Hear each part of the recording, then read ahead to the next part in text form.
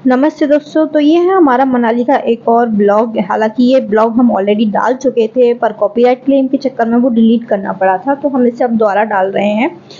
ये है Manali to Rohtang blog. आइए इस ब्लॉग को स्टार्ट करते हैं। तो ब्लॉग स्टार्ट करने से पहले मैं सबको बता दूं कि जिन लोगों ने हमारे पहले ब्लॉग्स नहीं देखे हैं मनाली वाले, वो ज़रूर देख लें। और जो अभी हमारा ब्लॉग नया देख रहे हैं उनको मैं बता दूं कि हम मनाली घूमने आए थे, तो हमने पैकेज लिया था।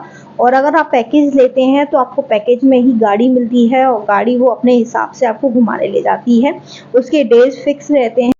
तो फाइनली अब स्टार्ट करते हैं हमारा रोहतांग वाला ब्लॉग। तो ये सुंदर सा रास्ता हमें लेके जाने वाला है रोहतांग पास, और ये रास्ता इतना प्यारा था, इतने सुंदर सुंदर व्यूज़ थे। वो सारे हमने जितने भी कैप्चर किए थे सुंदर व्यूज़, वो सारे इस वीडियो में डाले हैं। इसी चक्कर में ये वीडियो थोड़ा सा लंबा हो गया है। और यहाँ से स्टार्ट हो गए थे पहाड़ दिखना, जिन पे बर्फ़ जमी हुई थी। ये पहाड़ हमें मनाली से भी दिख रहे थे, पर मनाली से ये दूर हैं तो उतने अच्छे नहीं दिख रहे थे। अब जैसे जैसे हम रोहतांग के करीब जाते जा रहे हैं तो ये पहाड़ और भी क्लियर दिख रहे हैं और बहुत सुंदर लग रहे हैं। पर उससे ज़्यादा मुझे ये चारों साइड जो हरियाली थी वो ज़्यादा सुंदर लग रही थी, क्योंकि मैं एक नेचर लवर हूँ और नेचर लवर को हरियाली बहुत पसंद आती है। और फिर फाइनली हम पहुँचे एक जगह जहाँ से गाड़ियों को और आगे जाने की परमिशन मिलती है।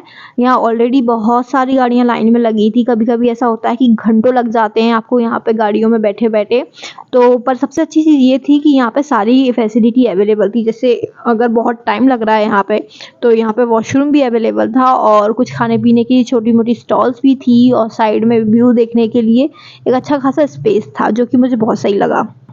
और रोहतांग जाने के लिए एक और जो ज़रूरी चीज़ होती है वो है विंटर सूट। तो या तो आप स्टार्टिंग में ही ले लेते हैं विंटर सूट, जब मनाली से निकले थे हमने तभी ले लिया था। और कुछ लोग बीच रास्ते में भी बहुत सारी शॉप मिलती है जो रेंट पे देते हैं, तो वहाँ से ले लेते हैं। या फिर कुछ लोगों को लेना हो वहीं पहुँच के तो वहीं से भी ले लेते हैं। यहाँ पे भी कुछ मुझे स्टॉल्स दिखी थी जो रेंट पे विंटर सूट दे रहे थे। पर जिस दिन हम गए थे रोहतांग घूमने, उस दिन मौसम इतना साफ था कि हमें ज़रूरत नहीं लग रही थी विंटर सूट की। पर वो ज़रूरत होती है जब हम बर्फ़ में खेलते हैं। तो आपको अगर लग भी रहा है कि यार ज़रूरत नहीं है, फिर भी आपको लेना चाहिए, क्योंकि आप जब बर्फ़ में खेलने जाते हैं तो आप पूरे गीले हो जाते हो, तो उस टाइम आपके बहुत काम आता है ये विंटर सूट। यहाँ तक सब बढ़िया चल रहा था। इसके बाद मेरा थोड़ा वॉमिटिंग जैसा मन होने लगा था, तो उस चक्कर में कई जगह गाड़ी रोकनी पड़ी। और जहाँ भी हमने गाड़ी रोकी वहाँ से व्यूज़ इतने सुंदर दिख रहे थे, तो हमने वो सारे व्यूज़ कैप्चर किए हुए हैं। और साथ में इन लोगों ने मुझे भी कैप्चर कर लिया। ये लोग बहुत कोशिश कर रहे थे कि मेरा थोड़ा मन डाइवर्ट हो, जिससे मेरे को वॉमिटिंग जैसा मन ना हो। हालाँकि हमेशा ऐसा होता है कि जब भी आपको वॉमिटिंग जैसा मन करे और वॉमिटिंग ना हो रही हो, तो कोशिश करें कि अपना मन डाइवर्ट करें। मैंने भी बहुत कोशिश की। और ये बहुत कॉमन प्रॉब्लम है, जब भी हम कहीं घूमने जाते हैं, पहाड़ों में घूमने जाते हैं, नॉर्मल भी ट्रैवल करते हैं, तो वॉमिटिंग जैसा मन हो जाता है। या तो वॉमिटिंग हो जाए तो सही रहता है, और जब नहीं होती वॉमिटिंग, बस मन हो जाता है, तो उस मन को डाइवर्ट करना है हमें। और मन डाइवर्ट करने के लिए आप कोशिश करें, या तो गाने सुनें, और आपके इधर चारों साइड जो भी व्यूज़ दिख रहे हैं आप उन पे ध्यान लगाएँ। मैंने भी अपना मन यही सोच के सही कर लिया, क्योंकि यार इतनी सुंदर जगह आए हैं और अगर यहाँ जाके मैंने मूड ख़राब कर लिया, फ़ोटोज़ नहीं लिए, वीडियोज़ नहीं लिए, तो क्या मतलब निकला। तो बस यहाँ पहुँच गए हैं हम फाइनली यहाँ पर यार मैं थोड़ा सा डिसअपॉइंट हो गई थी, क्योंकि यहाँ पे मुझे इतनी बर्फ़ नहीं दिख रही थी जैसा मैंने एक्सपेक्ट किया था। तो मैं थोड़ा इधर साइड आ गई थी जिधर पानी था। और यहाँ पे मुझे कुछ बच्चे दिखे जो थोड़े सैड से दिख रहे थे, तो सबसे पहले मैं इन्हीं से मिलने पहुँच गई थी, क्योंकि मुझे कोई भी ऐसा बच्चा दिख जाए जो थोड़ा सा भी सैड हो, तो मैं अपने आप को रोक नहीं पाती हूँ।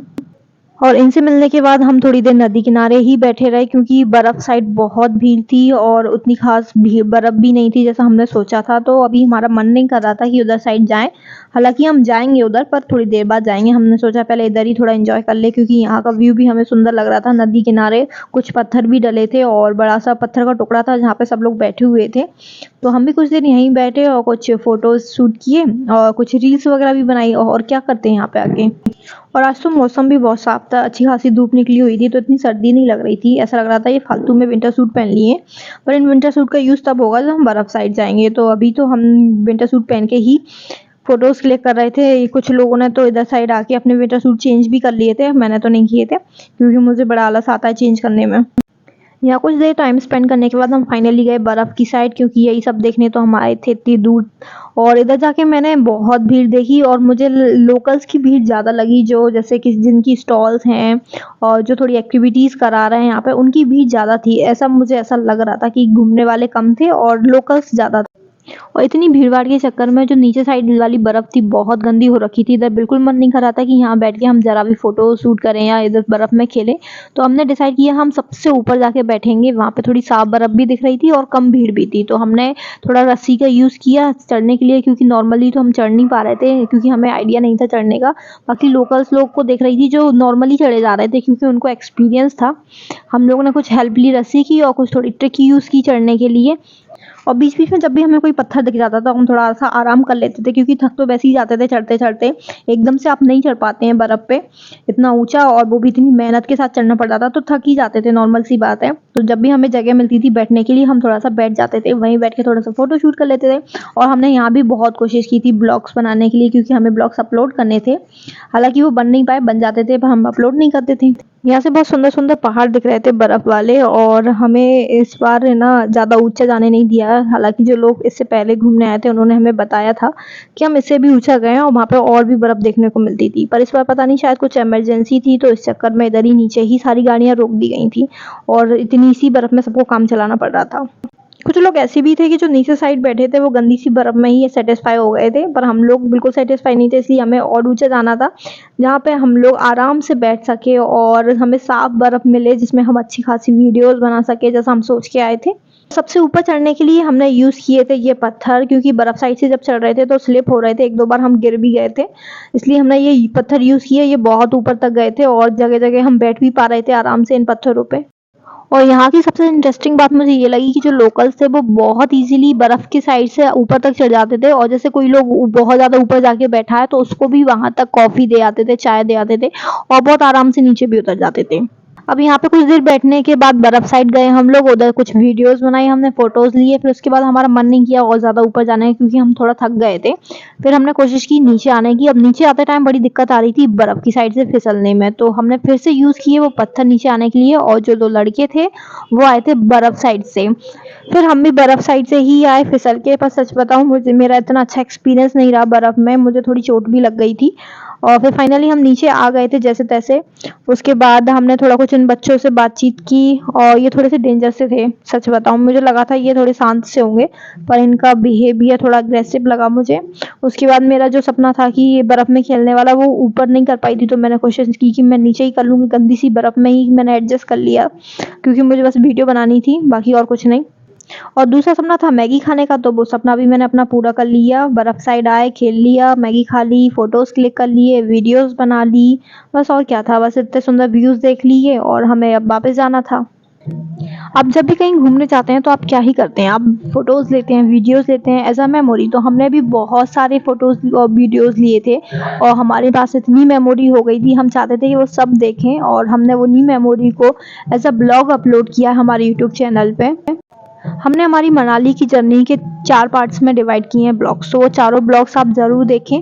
हम चाहते हैं कि आप हमारे ब्लॉग्स देखें, इंस्पायर हो घूमने के लिए, आपका मन करे कि हमें भी घूमने जाना है। साल में अगर आप एक बार भी घूमने जा रहे हो ना, तो आपके लिए बेस्ट है, क्योंकि चेंजेस बहुत ज़रूरी हैं लाइफ में।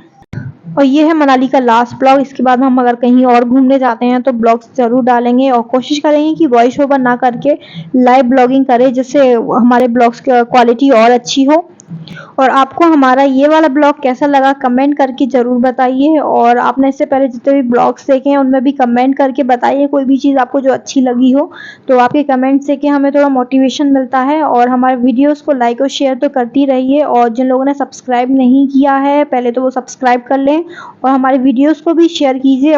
और हम प्रे करते हैं कि जो लोग भी हमारी वीडियोस देख रहे हैं उन लोग को लाइफ में खूब मौके मिले ऐसे घूमने फिरने के, थोड़ा एंजॉय करें लाइफ में। काम तो चलता रहता है और लाइफ में और भी चीज़ें बहुत चलती रहती हैं, बहुत दिक्कतें आती हैं सबको, सब सफ़र कर रहे हैं, सब स्ट्रगल कर रहे हैं, पर थोड़ा सा ब्रेक देना भी ज़रूरी है। तो आप भी अब जल्दी से प्लान बनाइए घूमने का और ख़ुद को ब्रेक दीजिए। Thank you so much, bye.